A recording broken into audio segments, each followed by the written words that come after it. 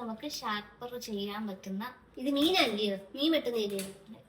അത് പറഞ്ഞു ഇത് ഷാർപ്പനർ ആകും, അതായത് ഷാർപ്പ് ചെയ്യാനുള്ളത്. അത് മീൻ വെട്ടുന്ന സാധനമാണ്. അല്ല, ആര് പറഞ്ഞാൽ ഈ സാധനം അതാണ്? ഒരബദ്ധം ഏത് പോലീസുകാരനും പറ്റുമല്ലോ. സത്യം പറഞ്ഞാൽ അത് മീൻ കട്ട് ചെയ്യുന്ന കത്രിക തന്നെയായിരുന്നു കേട്ടോ. പറഞ്ഞു പറഞ്ഞത് നമ്മളൊരു അൺബോക്സിംഗ് ആണ്. വീട്ടിലേക്ക് കുറച്ച് പിച്ചാത്തികൾ വാങ്ങിച്ചതാണ് കേട്ടോ. എവിടെ വെച്ചാലും കാണാൻ പറ്റാത്തൊരു സാധനമാണ് പിച്ചാത്തി എന്ന് പറയുന്നത്.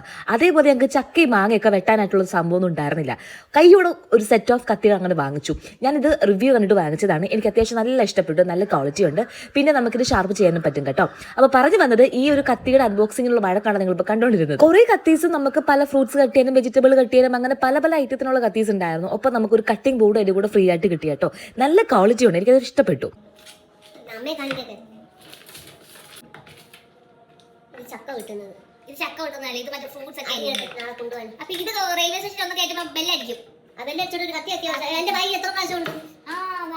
കത്രികയുണ്ട്. അങ്ങനെ വലിയൊരു തർക്കത്തിനൊടുവിൽ നമ്മളെല്ലാം സെറ്റ് ചെയ്ത് വെച്ചു. ഇനിയിപ്പോൾ എപ്പോഴും എവിടെ നോക്കിയാലും കത്തികൾ കാണും കേട്ടോ.